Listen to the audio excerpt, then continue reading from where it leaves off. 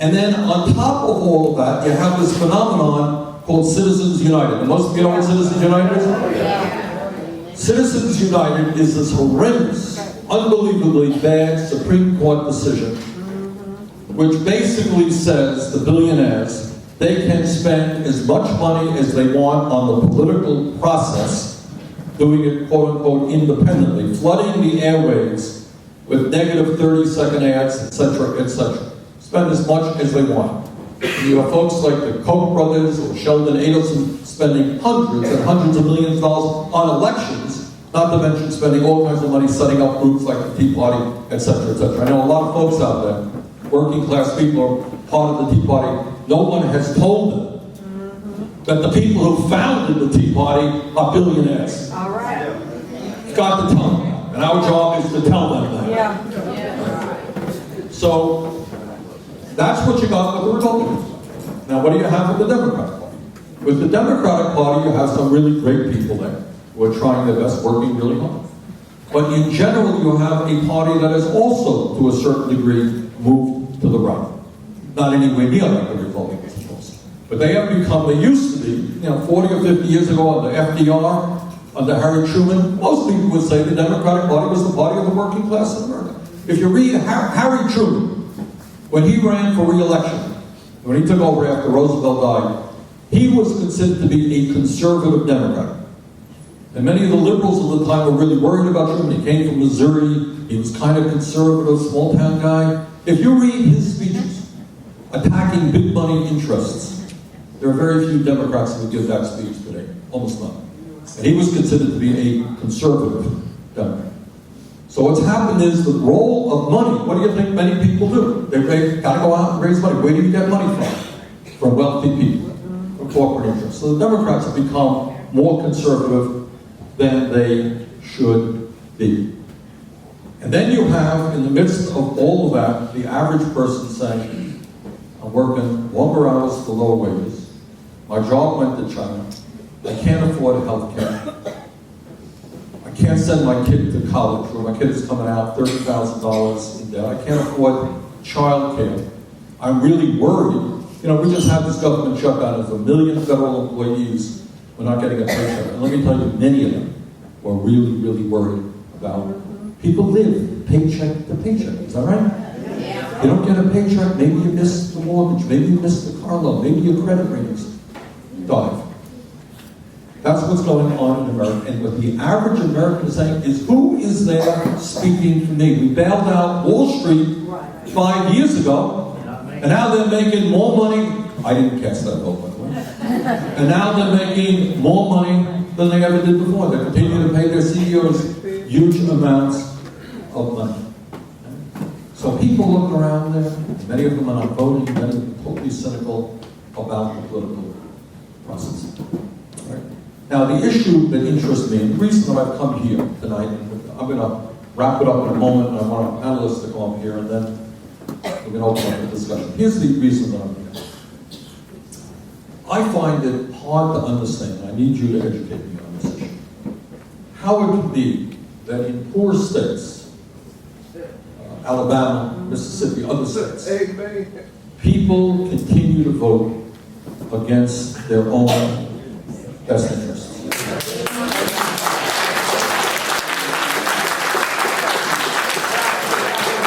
And I was astounded. Here's just a fact. We learned that in the last election in Mississippi, where Obama actually didn't do all that bad, I think he got close to 45% of the votes, with very little support from the National Democrats. He got virtually all of the African American vote. You know what percentage of the white vote he got in Mississippi? 10%. And in Alabama, it was a little bit higher than that. It was the last election, maybe 15%.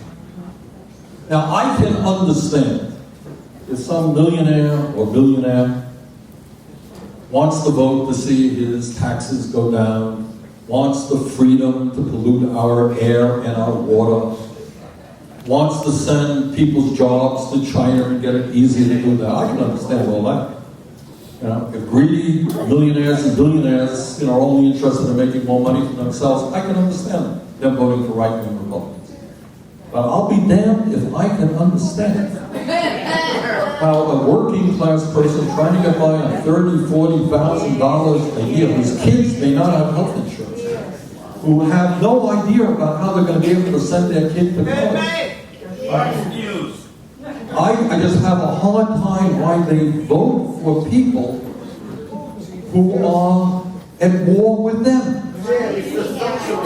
All right, so now, let me throw out why I think the answer is, but and we'll talk about it. I'm going to end in a minute. I want our panel to come up, but I think this is, here's what it is. Back in the 50s, when segregation was alive and well, you know who were the lowest paid white workers in America? Who were they? People in Mississippi and Alabama. They were the lowest paid white workers in America. What did they have going for them? They had the quote-unquote ability to drink out of a fountain that a black worker couldn't, right? I was there, great thing. I may be not making any money, I may be the lowest paid white worker in America, but I got something. I could go to this bathroom, or I could drink out of this water fountain, and black people can't. Woo! I am really on top of it. What more can I get in life? There's somebody underneath me. Well, segregation, thank God, more or less, come gone. But then there were other issues. And these folks that were opposing, they're not dumb people. I should know that. They spend huge amounts of money figuring these things. They do, you all know what focus groups are? They just test people. So this is what they say. They go up to somebody and they say, what do you think about gay marriage? Oh, God, I hate gay marriage. Now, my state, I got to tell you, we were the first state in the country to make gay marriage legal.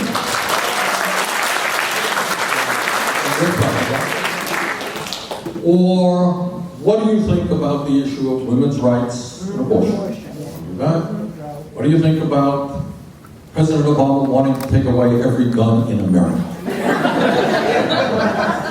Etc., etc. So what they do is they deflect the attention of people from those issues which really impact their lives. And that is whether they're going to earn decent wages, whether they're going to have dignity on the job, whether their kids can go to college, whether they're going to have health care. You know, life is difficult. No one has come up with a solution to all of the problems. But you know, what we do know is that people have a decent job, decent benefits, and they don't have to struggle every day. They're going to be doing a little bit better than some other people who are not. So these guys have thought of this, let's throw out this issue, let's throw out that issue, and let's throw out this issue. And a lot of people are succumbing to that. So you have people who are voting on guns, people who are voting on abortion. People can have honest, I'm sure there are people in this room who have differences of opinion. I happen to be pro-choice, I've always been pro-choice. That's my view. Right? But I have friends who have different points of view, and that's fine. Nothing wrong with it. People can disagree. But where we have got to come together is to not allow race to divide us, not allow gender to divide us, not allow any of these other issues to divide us. What people sometimes get confused about is I love my wife very much. We've been married for 25 years. You know what? We have an argument every day about one thing or another. Now maybe your marriage is better than mine, but I doubt it. That's what happens in life. In this room, people disagree with each other.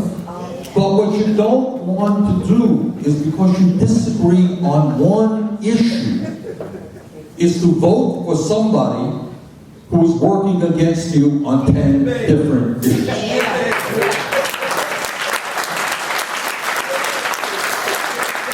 What we need to do, and it takes a lot of work, and you know, I come from Vermont, and that's an easier place in many ways than it is in Alabama. You have a harder job, and we've dealt with other issues. But what we need to do is to say, look, let's disagree on abortion, fine. You disagree on gay marriage, fine. You disagree on gun control, fine. But what about making sure that your kid, every kid in the state of Alabama, has health insurance? Right? What about making sure that the federal government helps us create the millions and millions of jobs we desperately need. Now, I don't know about Alabama, but I can tell you that in my state of Vermont, our infrastructure is in very bad shape. We have bridges that have been neglected for years. We have roads that are in bad shape. We have water systems. We have wastewater plants. We have a rail system that needs to be rebuilt. We have an enormous amount of work to do. And when we put money in that, we can, in fact, create millions of jobs. Now, I know in Alabama it may not be generally believed, but I have the bad news to tell you that global warming is real. That's what the scientific community is telling us. I'm on that committee. We hear from these guys every single day. And they say today there are problems all over this country and the world in terms of floods, in terms of extreme weather disturbances, in terms of droughts. And what they say is if we do not get our act together as a planet, not just the United States, the situation will only become worse. How about investing heavily in transforming our energy system away from fossil fuel to energy efficiency and sustainability? You think that would create substantial numbers of jobs? If we had a national health care system guaranteeing health care to all people, it would not only be the moral thing to do, but you take the burden of small and medium-sized businesses who are now spending too much money on health care.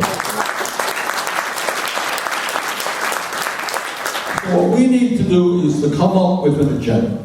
People will disagree, but the main thing is to make sure that our friends and our neighbors do not get tricked into voting against themselves.